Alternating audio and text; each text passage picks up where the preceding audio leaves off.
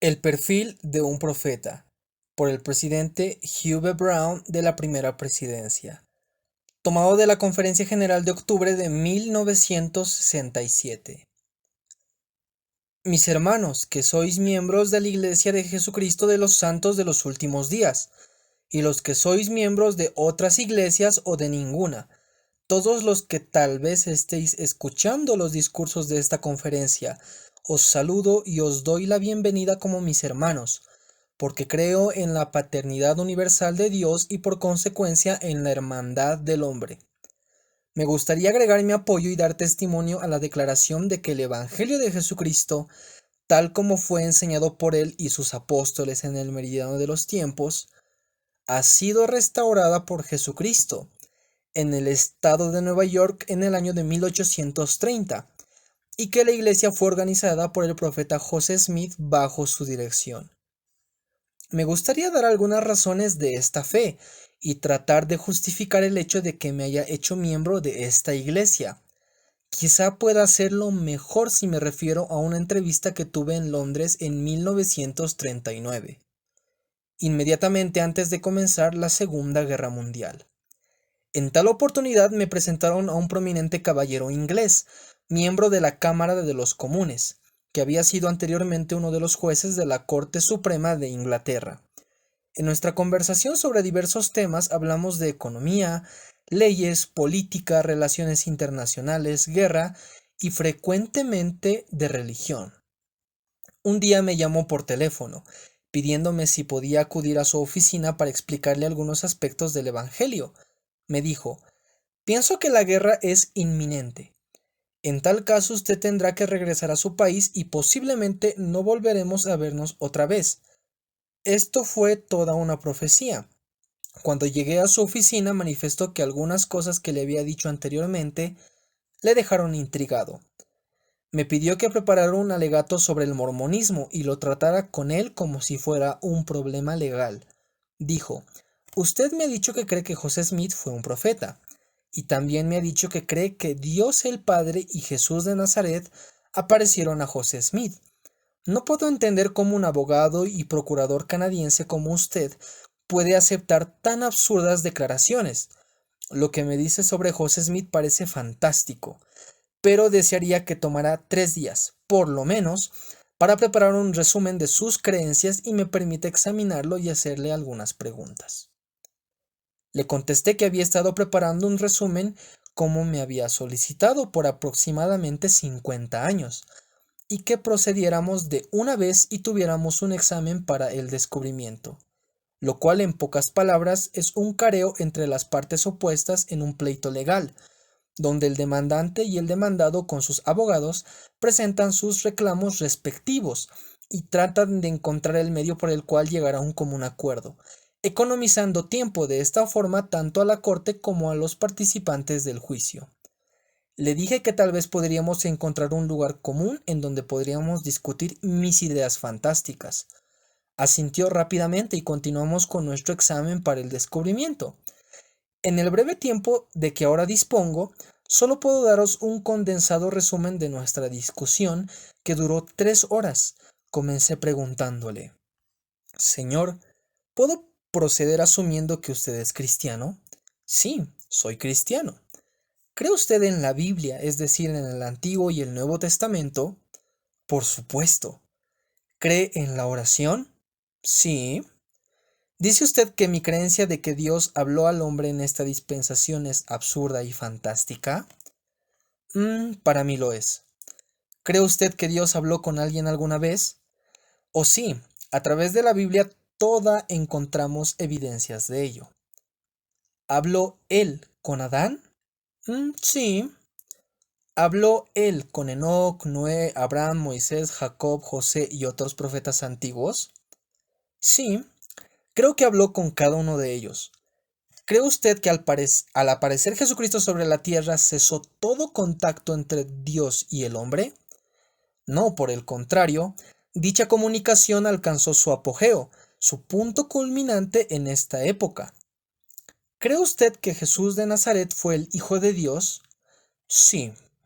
¿Cree usted, Señor, que después que Jesús resucitara, un cierto abogado llamado Saulo de Tarso, en su camino a Damasco, habló con Jesús de Nazaret, quien había sido crucificado y luego resucitaría y ascendiera al cielo? Sí lo creo. ¿De quién era la voz que oyó Saulo? Era la voz de Jesucristo, pues él mismo se presentó. Entonces, mi lord, con toda seriedad me permito hacer resaltar el hecho de que en tiempos bíblicos fue cosa muy común que Dios hablara con el hombre. Creo que he admitido eso, pero que ello cesó poco después del siglo I de la era cristiana. ¿Y por qué cree eso? No lo sé. ¿Piensa usted que Dios no ha hablado desde entonces? Estoy seguro de que no, pues en tal caso debe haber una razón para ello. ¿Puede usted mencionar alguna de ellas? No, no se me ocurre ninguna. ¿Puedo yo sugerir algunas posibles razones? Quizá Dios no ha hablado más al hombre porque ya no puede hacerlo. Tal vez ha perdido el poder. No, no, no. Creer en esto sería blasfemar. Bueno, entonces quizás Él ya no habla al hombre porque no nos ama. No, yo estoy convencido de que Dios ama a todos los hombres. Si puede hablar y nos ama, entonces la única razón posible sería que nosotros ya no le necesitamos más. Hemos hecho tan rápidos avances en la ciencia, estamos ahora tan bien educados que ya no necesitamos a Dios. En este punto el caballero inglés, pensando quizá en la guerra inminente, dijo con voz emocionada y temblorosa: Señor Brown, no ha habido nunca en la historia del mundo otro momento como este en que la voz de Dios haya sido tan necesaria. Quizá usted pueda decirme por qué es que el Señor no habla. Mi respuesta fue: Él habla, Él ha hablado, pero el hombre necesita tener fe para poder oírlo.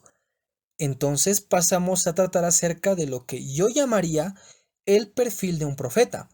Convinimos entre ambos en que las siguientes características deben identificar a todo hombre que reclame ser un profeta.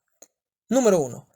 Dirá humilde pero audazmente: Dios me ha hablado. Número 2. Su mensaje será digno, inteligente, sincero y honesto, pero no será necesariamente una persona docta. Número 3. No tendrá pretensiones espirituales ni contacto con los muertos, ni será clarividente o prestidigitador. Número 4. Por lo general será un joven como Samuel, un hombre que haya tenido buenos padres y asociados. Número 5. Su mensaje será razonable y de acuerdo con las Escrituras. Número 6. Deberá aclarar su mensaje sin temor alguno y sin hacer débiles concesiones ante la opinión pública. Número 7. No hará concesiones a la opinión pública o por el efecto que pueda tener sobre sí mismo, su reputación o fortuna personal. Número 8. Su mensaje será real, único y de acuerdo a la historia. Número 9. Simple pero sinceramente declarará lo que ha visto y oído. Número 10. Su mensaje y no su persona será importante para él. Número 11. Declarará audazmente: así dice el Señor. Número 12. Predecirá acontecimientos futuros en el nombre del Señor, acontecimientos que no pueda controlar, que solo Dios puede hacer que pasen. Número 13. Su mensaje será importante no solo para su generación, sino para siempre, como el mensaje de Daniel, Ezequiel y Jeremías. Número 14. Tendrá valor, fortaleza y suficiente fe para soportar la persecución y, de ser necesario, dar su vida por su testimonio. Estará deseoso de sellarlo con su sangre, como lo hicieron Pedro y Pablo. Número 15. Denunciará la iniquidad sin temor y por lo tanto será rechazado y ridiculizado. Número 16.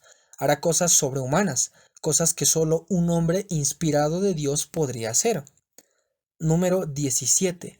La consecuencia de sus enseñanzas serán evidencia convincente de su llamamiento profético. Por sus frutos los conoceréis. Número 18.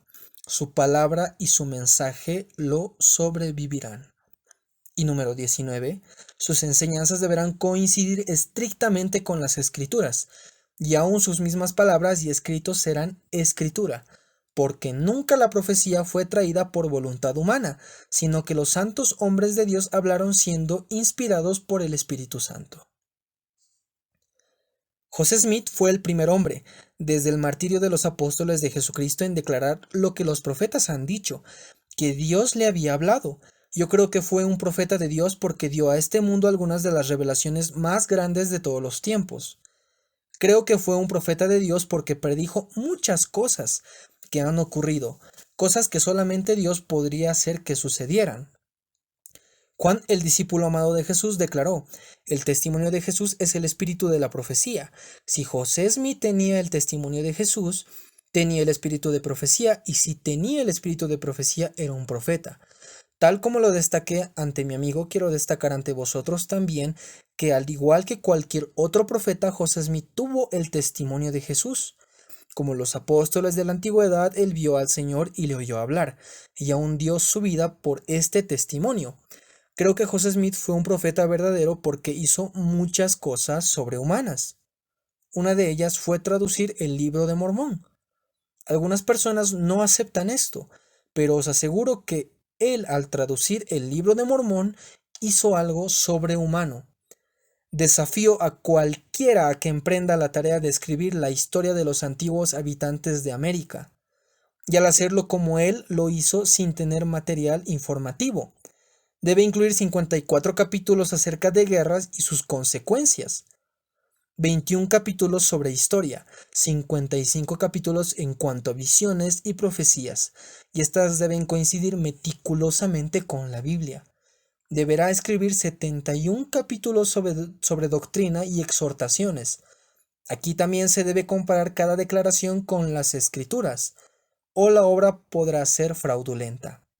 Debe también incluir 21 capítulos acerca del ministerio de Jesucristo, y cada cosa que se diga que él ha hecho o ha dicho, y cada testimonio que se dé acerca de él en ese libro, debe estar absolutamente de acuerdo con el Nuevo Testamento. También sugeriría que debe emplear figuras de expresión, comparaciones, metáforas, narraciones, exposiciones, descripciones, oratoria ética, lírica, lógica y parábolas. Asimismo, el escritor debe recordar que el hombre que tradujo el Libro de Mormón fue un joven que no había tenido la oportunidad de estudiar como vosotros lo habéis hecho, y no obstante, pudo dictar la traducción del libro en poco más de 2 meses, e hizo muy pocas correcciones.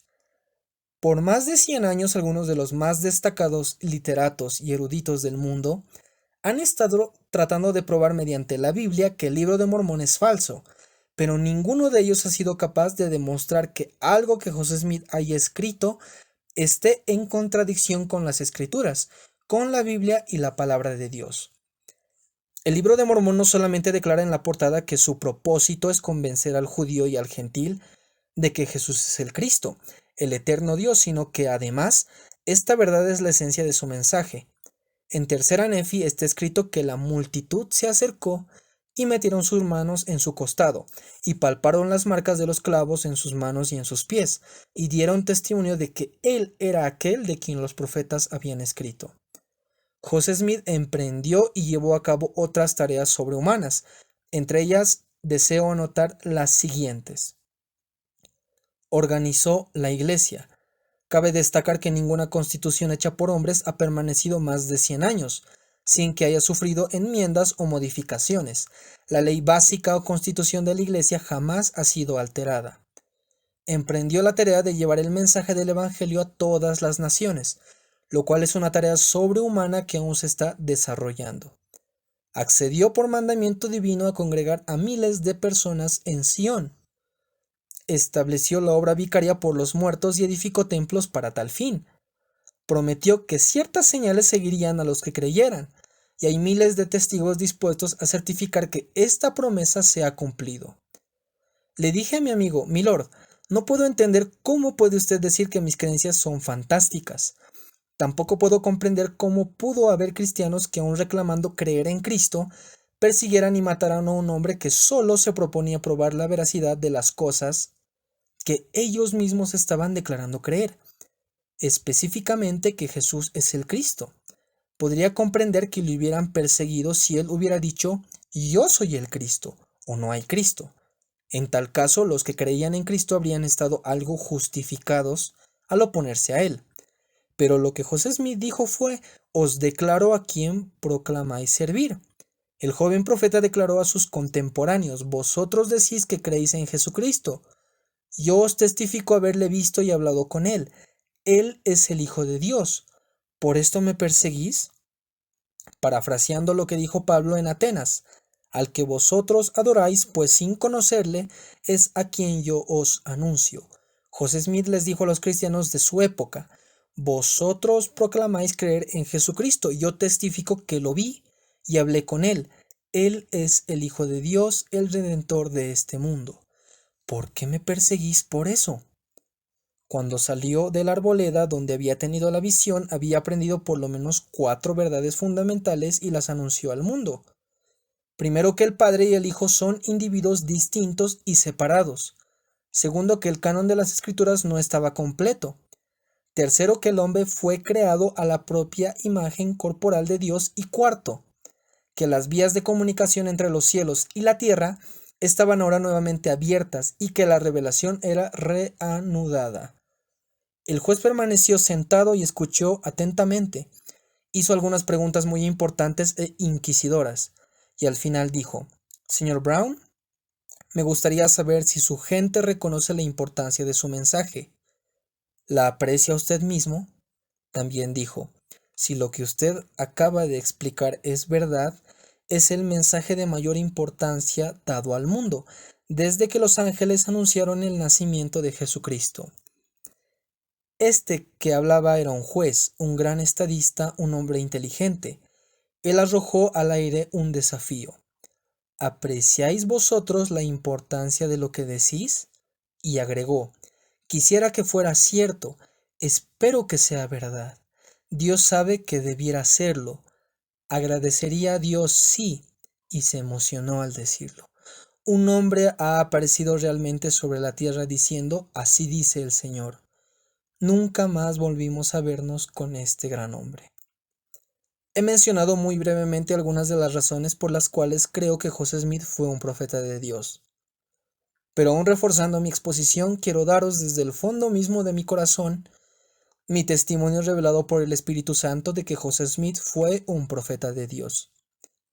Aunque estas o aquellas evidencias puedan ser citadas y con ellas podamos lograr ciertas convicciones intelectuales, solo por medio del Espíritu Santo puede uno llegar a saber las cosas de Dios. Por medio de los susurros del Espíritu Santo, he llegado a saber que José Smith fue un profeta verdadero. Agradezco a Dios por este conocimiento y ruego para que recibáis sus bendiciones. En el nombre de Jesucristo. Amén.